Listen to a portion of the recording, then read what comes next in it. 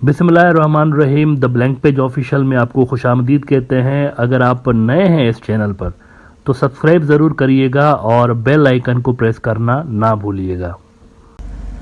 इंसानी अर्तका यानी human evolution या सोशल इवोल्यूशन की जो स्टडीज़ होती हैं ना, इनके माहिरीन इंसानी जो सोसाइटी है उसके बारे में इंटरेस्टिंग डेफिनेशंस बताते हुए नज़र आते हैं। वो कहते हैं कि शुरुआती तौर पर इंसान ने फैमिलीज़ बनाई, मतलब एक बंदा है और उसकी कोई बीवी बनी और उससे उसकी औलाद हुई, और जो घर का बड़ा था वो शिकार पे जाता था और वो अपनी फैमिली के लिए ज़रूरियात ज़िंदगी की चीज़ें जो था वो लेकर आता था।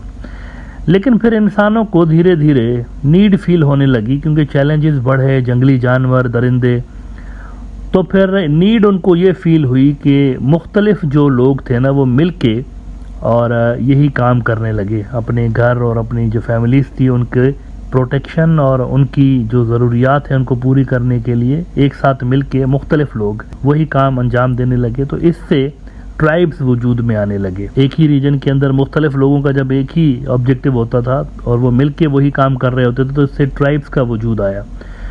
और फिर आगे चलकर मुख्तलिफ ट्राइब्स आपस में मिल के कौमों की शक्ल, नेशंस की शक्ल अख्तियार करते चले गए। इस तरह से सोसाइटी वजूद में आई है इंसानों की।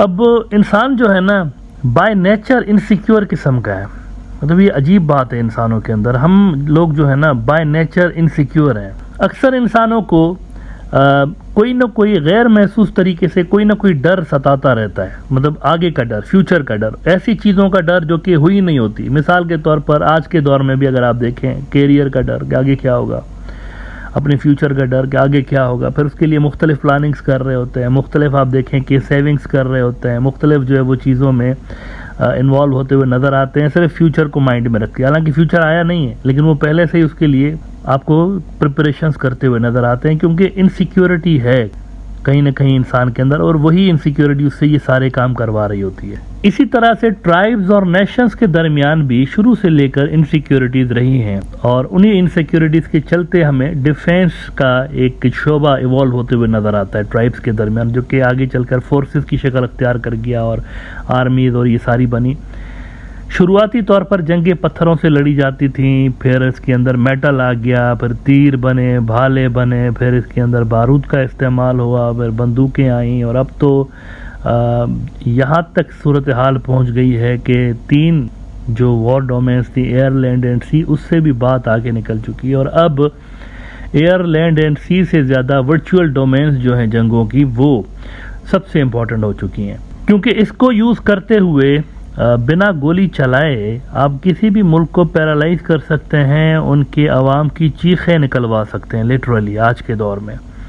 वो यूं के वर्चुअल डोमेन्स के इस्तेमाल से, मिसाल के तौर पर साइबर वॉरफेयर जो है उनके इस्तेमाल से आप बिजली की जो बंदिश है वो यकीनी बना सकते हैं कि आप जिस मुल्क को टारगेट करना चाहते हैं वहाँ बिजली बंद हो जाए, ऑयल पाइपलाइंस बंद हो जाएँ, वहाँ पर जो ट्रेनें हैं बंद हो जाएँ, वहाँ पर जो हेल्थ केयर का निज़ाम है, अस्पतालों का सिस्टम बंद हो जाए। अमेरिका और चाइना के दरमियान इस वक्त जो कोल्ड वार चल रही है, इसके अंदर फिज़िकल डोमेन से ज़्यादा जहाँ पर काम हो रहा है वो वर्चुअल डोमेन्स हैं। अब आज एक बहुत बड़ी खबर अमेरिका की तरफ से ये आ रही है कि उन्होंने अचानक से एक चाइनीज़ ग्रुप पकड़ा है और टॉप लेवल पर, स्टेट डिपार्टमेंट की लेवल पर कन्फेस किया गया है कि चाइना जब चाहे, ये एक बड़ी इंपॉर्टेंट बात है, चाइना जब चाहे हमें धपड़धूस कर सकता है, हमारी पाइपलाइंस बंद कर सकता है, हमारी बिजली जो है वो बंद कर सकता है, हमारे जो इंफ्रास्ट्रक्चर के प्रोजेक्ट्स हैं वो बंद करा सकता है, and on top of that हमारी कम्युनिकेशन लाइंस बंद कर सकता है जो एशिया की तरफ जा रही होती हैं, यानी हमें बिल्कुल दुनिया से कट ऑफ कर सकता है। ये एक बहुत बड़ा खुलासा आज स्टेट डिपार्टमेंट की तरफ से हुआ है। अमेरिका कह रहा है, ये मैं किसी छोटे मोटे मुल्क की बात नहीं कर रहा हूँ, अमेरिका चाइनीज़ कैपेबिलिटीज़ को एडमिट कर रहा है एक तरह से कि वो यहाँ तक पहुँचे हुए हैं। अल जज़ीरा ने खबर लगाई है आज कि China could hack US critical infrastructure, state department warns. Chinese state-sponsored hacking group Volti Typhoon accused of carrying out cyber espionage on US targets. और डिटेल बताते हुए कहते हैं अल जजीरा वाले कि the US state department has warned that China is capable of launching cyber attacks against critical United states infrastructure including oil and gas pipelines as well as rail systems after researchers discovered a Chinese hacking group had been spying on such networks।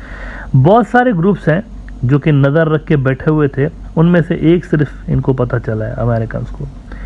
China का response अभी आना बाकी है, लेकिन American कह रहे हैं कि हमारे ऊपर चाइनीज नज़र रख के बैठे हुए थे और बड़ी लेवल पर नज़र रख के बैठे हुए थे। अच्छा, इसमें अगर चाइना हमला करना चाहे साइबर अटैक अमेरिका के ऊपर, तो चांसेस कितने हैं उनके सक्सेसफुल होने के, इसके बारे में मैं आपको अमेरिका के स्टेट डिपार्टमेंट के स्पोक्स पर्सन मैथ्यू मिलर साहब की जो प्रेस ब्रीफिंग हुई थी थर्सडे को कल, उनके अल्फाज दिखा देता हूँ अल जजीरा से, जिसमें वो कहते हैं कि the United states intelligence community assesses that China almost certainly is capable of launching cyber attacks that could disrupt critical infrastructure services within the United States, including against oil and gas pipelines and rail systems। Almost certain है वो, मतलब बिल्कुल confirm है कि वो ये सारी जो चीज़ें हमारी उनको धपड़धूस कर सकते हैं, चाइनीज़ के पास ये कैपेबिलिटी है। अच्छा, CNN ने भी इस पे कल रिपोर्ट किया कि Chinese hackers seeking to disrupt communications between US and Asia in event of crisis, Microsoft says.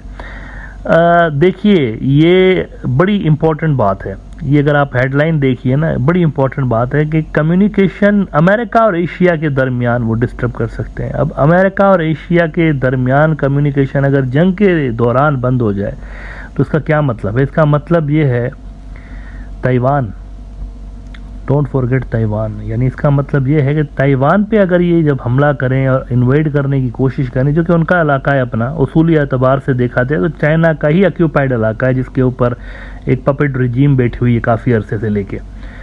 अगर वो इसको रीयूनाइट करना चाहें चाइनीज़ और अमेरिकन कहें कि हम तो माचो मैन बनकर इनको बचाएंगे, लेकिन अमेरिका की अगर अपने ट्रूप्स के साथ ही जो कम्युनिकेशन लाइन्स हैं वो बंद हो जाएँ तो कैसे काम चलेगा? ये किस तरह से कम्युनिकेट करेंगे अपनी फोर्सेस के साथ अमेरिका से बैठ के? पैसिफिक सी के अंदर अमेरिका का एक बड़ा फौजी अड्डा है, गुआम का फौजी अड्डा, और गुआम के फौजी अड्डे की कम्युनिकेशन लाइंस भी ब्रीच करने की कैपेबिलिटीज चाइना ने जाहिर कर दी हुई हैं। वॉशिंगटन पोस्ट ने 2 रोज पहले रिपोर्ट किया है इस पे कि US says Chinese hackers breached gear in Guam key to Pacific defence.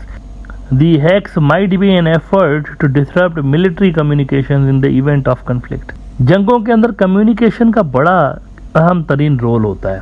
अगर कम्युनिकेशन ही किसी मुल्क की डिस्टर्ब हो जाए तो वो जंग लड़ने के, यूँ समझे कि 50% कैपेबिलिटीज उनकी मुतासर होती हैं, ब्लाइंड होती हैं फोर्सेज नीचे जो लड़ रही होती है, ब्लाइंड, करना क्या है किसी को पता नहीं होता। तो ये सारी चीज़ें रिसेंटली सामने आई हैं और ये अमेरिका के लिए सर्टेनली एक बड़ी परेशानी की बात है।